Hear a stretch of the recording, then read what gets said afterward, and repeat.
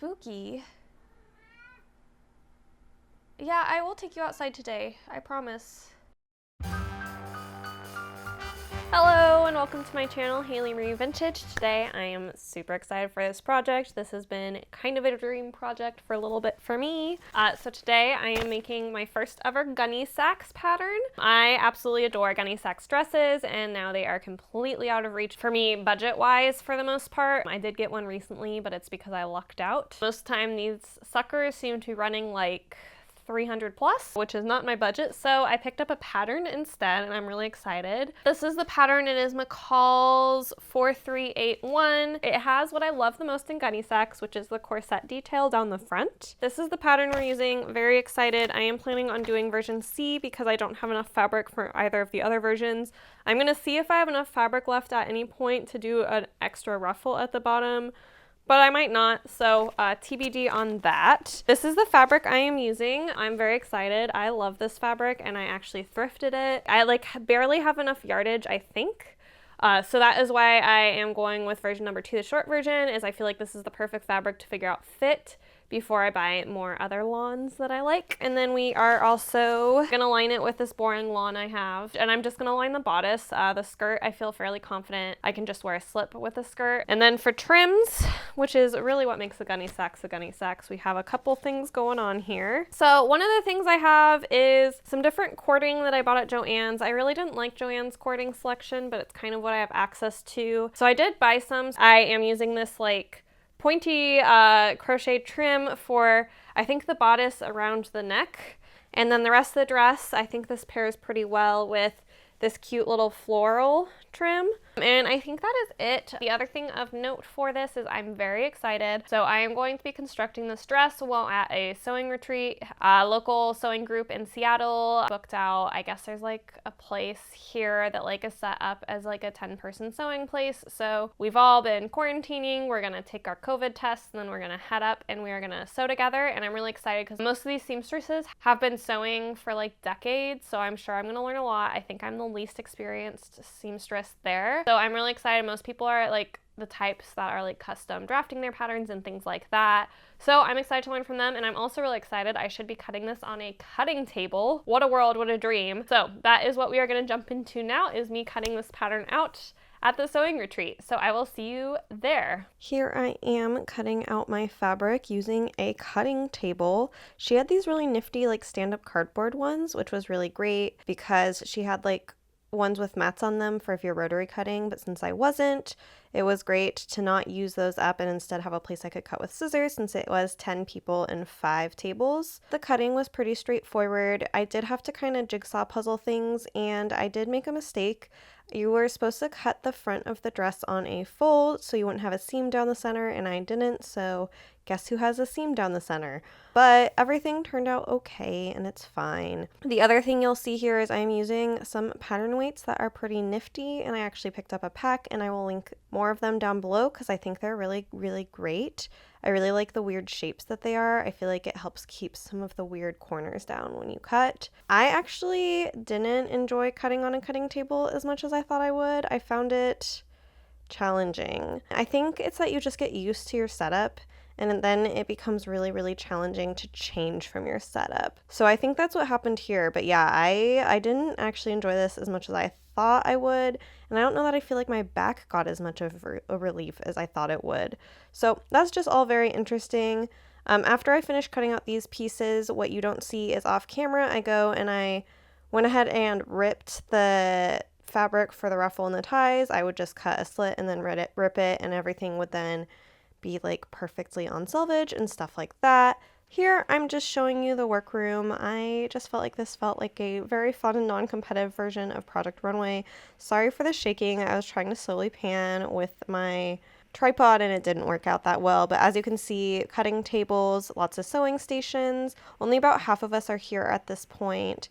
And then this is my little spot here. I wanted to set it by the pressing because I'm lazy and I didn't want to go back and forth too much. And then there's cutting tables. You can see everybody else's stations. Lots going on here. And like I said, only about half of us are in for this night when I was doing the tour. And then here I am the next morning cutting the lining of the bodice. I didn't even get all of my cutting done the first night because this fabric was so slippery and kind of annoying, and I also wanted to socialize. Here I am basting around all of my bodice pieces to baste the lining to them, and it also works as convenient stay stitching. I don't usually stay stitch, but obviously when I'm doing lining, I did have to figure out how to make my machine work. The tension for this was kind of tricky, so there was some troubleshooting on my machine, which I don't usually have to do. We're already starting to get to the exciting stuff, which is, for me, the lacing down the front. It's actually one of the first steps in the pattern. You sew around on that blue line you see there, and then you cut down, clip corners,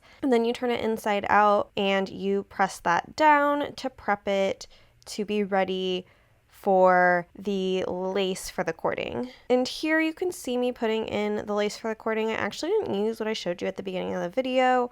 I ended up using a different type, which I will link down below. I think this is really handy and I'm very excited about it, especially now that I've laced it and I know it works really, really well. Here I am just following the pattern essentially. So I'm just pinning it down. I am pinning it down and trying to make it so I'll have a good spot to cut off the ends. Since this is crocheted trim, it can kind of start to fall apart, so I'm trying to figure out how to avoid that. Here I am sewing down the ties. These actually were not very fun to flip out because the lining of them would get stuck on things. In retrospect, I don't know that I would have lined these if I was to do it again, but I kind of didn't want them to be sheer and be able to see the cut rough edges in it. So it's hard to know how I would have felt about them if they were unlined. And then here I am top stitching the trim on. I didn't do the best job here because I knew it was going to end up overlapped on the top with some of the lace that I was going to put on the other side, because this is the back side of the garment. Here I am just sewing up the princess seams on this garment. I had not done princess seams before, so I was a little nervous about easing them in. It all turned out okay. And then I am also seaming up the side seams and the shoulders in this. And then here I have begun work on the sleeve. It actually had you gather the sleeve to the cuff and then sew it all together and then fold the cuff over and hand stitch it down. So super easy. Not always my favorite method of construction, but it does save some fiddliness, so I won't complain too much. And then here I am on their amazing pressing table. I love how big this was to iron on, but I'm just fiddling with the cuffs and the sleeves, trying to get everything ironed and ready to be pinned and hand sewed. And then here I am just finishing up the bodice with all the different facings, fiddly bits, and putting on the sleeves. I wanted to shoot this from a different angle to show you kind of how Project Runway-y it felt and how fun this was. And so here is a different angle where you can kind of see there's machines. I'm also looking around because people are trying things on and showing what they sewed, and it's all really, really exciting. Sewing here just made me really happy. It was so fun to sew around people who love sewing as much as I do, or arguably even more since they've been doing it longer than I have. All right, we went for a little shopping break. Again, sorry for the really, really jumpy footage, but here I am in the Style Maker's store, which is attached to the house, and I am shopping in here and just seeing what she has to sell here, essentially. I really liked this shop, no surprise. I think it was super pretty and fun, and she has really, really great taste. It is a small business run by a lovely woman named Michelle and her mom. I am going to link their store down below. These show some of the things I got. And I am going to show you a haul after the reveal of what I picked up at the store. I was so excited and I loved looking at these fabrics. I will be shopping from her tons in the future and I'm really excited about it because seriously, her taste is so good. And now back to sewing from that brief, fun little break. And now I am just sewing up the skirts. So I am just sewing the fronts together because I didn't read the cutting instructions for the pattern. And then of course I am doing the sides. After I sewed the ruffle together, I am now just using my narrow hem foot to narrow hem it. This worked okay. It's good enough. These these never work as well as you want them to, which is always disappointing. But it did the trick quicker than if I had done it all by hand, and ultimately it's fine. I stationed you here so you could see the really lovely view I had out the window. It was pretty foggy this weekend, But this is set up on a nice little farm and it's super cute, and I just enjoyed being able to look out the window and see something different when I sewed. Here I have made plenty of mistakes while sewing the ruffle while I looked out the window in the last video. So here you are seeing me unpick things. I feel like I don't show you guys enough of me unpicking things. Part of sewing is unpicking and redoing things, so everywhere I'm unpicking here are the spots that I picked up extra fabric and didn't notice, and these were things that were going to look really bad on the finished product, so I am just getting all of those stitches worked out and then pinning them to re-sew them back on. This just happens, especially with shifty fabric. I mean, maybe there's people it doesn't happen to, but it consistently happens to me, and it's one of my biggest unpicking mistake is catching weird amount of fabrics underneath. And then the last step before I attach the skirt to the bodice is putting on the trim. Again, I just wanted to do this with less things going on, and it felt like a good step to put in right here. I did not pre-pin on the trim. I'm just kind of loosey-goosing it because it's like down at the bottom and there's enough skirt that it shouldn't be too noticeable if it's a tiny bit crooked. So that is what is happening here. I apparently attached the skirt to the bodice off camera, and here in this shot you can sometimes, when my head isn't in the way, see me putting the trim on the bodice. This was much more careful work because I had to make sure I was keeping it on the curve. I actually hand basted this round down because I wanted to make sure everything looked good, and I can't always hit curves well enough on machines. I'm just getting the trim on the bodice, which for me was the most stressful part, and I redid it a few times. Here I am doing the last and very exciting and cathartic thing, and I am lacing up the front. I can't wait to show this to you. I absolutely adore this dress. So with that, let's hop into the reveal.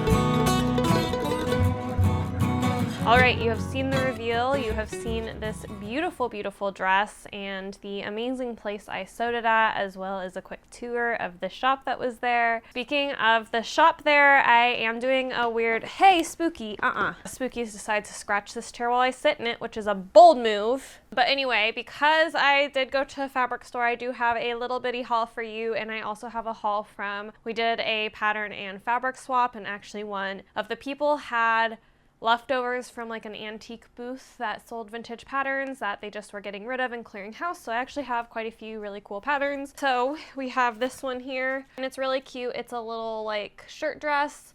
This would probably not be something like I would buy, but since I was able to get it in a pattern swap, I thought it was super cute, and so I picked it up.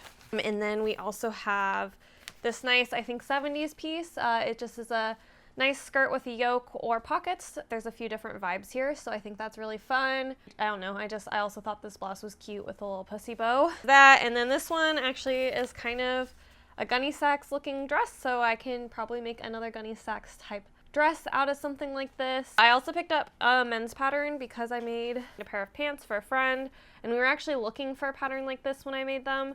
So I picked this up. I don't even know if it's his size, but just in case it is, I have it. And then there's this cute little mini dress from the 60s, or a tunic, depending I think on the length you make it. It's very like cottage core. I don't know, a lot of these are very cottage core. And then there's this fun little like mini dress shorts set. Basically the mini dress has a big slit, and then you wear shorts that either match it or contrast with it under it, and I think it's super cute, and I'm really excited to use this guy. And then we also have this really gorgeous 1960s piece. It looks like it was maybe bought in Macy's, which is funny, but it just has like a nice slit down the front. And then kind of like that nice triangle bodice. And then here we have one of those, like, it has a lot of patterns.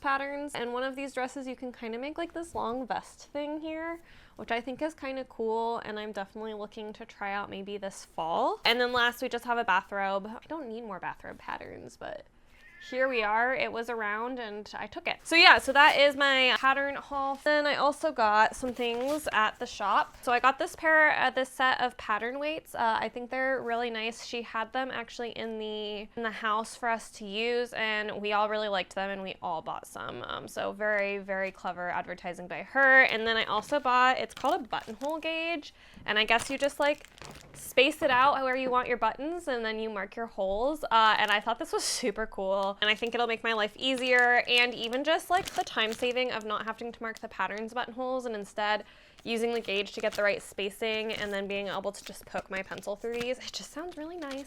So that is my plan for those. And then fabrics, let me grab. So I have two pieces from the fabric swap. One is this. This is from Jacinta. I will link her Instagram down below. She actually is pretty active in Instagram in the sewing community. She has lots of great challenges. I highly recommend her. So this is a piece that she gave me after seeing me wear my Valentine's Day dress, which is also embroidered. And I'm really very excited about it because I think this is oh so darling. She also had this really cute border print that she was getting rid of. That's kind of like a hunting scene. I'll probably just whip up a quick skirt out of this. Then last I picked up this. It's this nice green tealish fabric that just like kind of has nice drape and feel to it. I picked it up and I'll make something out of it. I don't know, there's about 3.5 yards. And then last, I have the two fabrics that I bought from Style Maker. I will link her shop down below. I loved staying in that house and I loved looking at her shop. She has really good taste in fabric. So first up, I bought this one, which is this really lovely swimsuit material, and you will be seeing me, I'm sure, make this into swimsuit at some point this year. I absolutely adore this. I think it's so pretty and it just makes me really happy. The last thing I bought, you will not see me make this up until October, but I've been looking at doing my Gunnesax Ween, and this is the fabric I chose to use for it. It has little spider webs in it in this really beautiful floral, and I really like that because it's like subtly spooky, and so it makes it just like more adaptable, and I adore fabrics like this. And so yeah, I picked up this. I think I picked up, there's maybe some salvage left, but I think I picked up the last of it, and I picked up I think 4 yards or maybe 5, I can't quite remember. And I'm just trying to find the perfect contrasting fabric, which was actually in the store and I maybe regret not buying, but I can always pick it up later, I guess. But now to the whole thing. You've seen the reveal. Let me talk about the dress itself. I love this dress. You're gonna see me use this pattern again and again on my channel. I can already tell you that. I'm already thinking of all the different variations I can make with different sleeve colors, or the princess being cut out in a different fabric, with the ruffle, different fabric. I just can see myself using this a ton. I absolutely adore the tie up front. I love this fabric. I'm so glad I didn't screw this up because I love this fabric so much, and I would have been really sad if it wasn't usable. And this is just like a dream dress of mine. I would say this is one of my favorite things I made while sewing, but I feel like I say that about every project. And so I'm not gonna say it, I guess, even though I absolutely adore it. I love the trim, I love the cut. It has a little bit of ease on me, so like I can eat a bunch of food in it. That's really all that matters, right? Spooky, can we not be a terror? There's things I would have done differently, so I did have to like take off this trim. This trim, they had you sew it on facing inward, and I instead wanted it to face outward and down the collar. I feel like this placement just looks better. And then they didn't have the ruffle attached to this length, but I did, and I probably won't ever use the maxi length just because this is like the perfect length for me. Yeah, I'm so proud of this. Like I said, you're gonna see this again and again on my channel now. I absolutely love making this Gunnesax, and I missed all the Gunnesax challenges last year, so you're gonna see me definitely use this pattern over and over again. You will see plenty more Gunnesax in this channel, so if that interests you, definitely stick around and subscribe. I had so much fun on this retreat. I highly recommend meeting people in real life who sew. It was so fun to just be with a bunch of people who wanted to talk about sewing. I will link 2 of them down below. Rose, who hosted the whole thing. Rose will actually be doing a video. I bought 2 of these patterns. I gave her the other one, and she's actually going to be doing a video sizing it up for her, and it should be really interesting, so definitely tune in for that. I put a lot of love and time into this channel, so if you want to support me by buying me a coffee, I would super appreciate it, and I have my Ko-fi linked down below. If you can't support my channel financially, I 100% understand, and you can support me by liking and commenting on this video, as well as following me on Instagram and subscribing to my channel. I hope to see you next time. Bye!